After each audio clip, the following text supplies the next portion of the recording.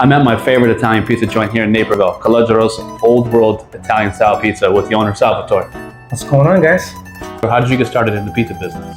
Good question. So we got started way back in 2002. My wife had this fantastic idea. Let's make some pizza because there's nothing good around here. So I said, initially I was like, get out of here, make pizza. Me, my pizza?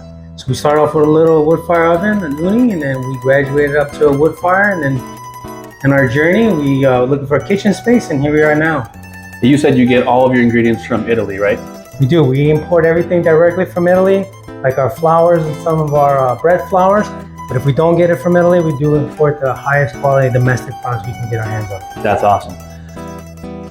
This place is at the corner of 75th and Naperville Road, right next to the DMV. You guys got to try it out. Venite Mangiare, huh?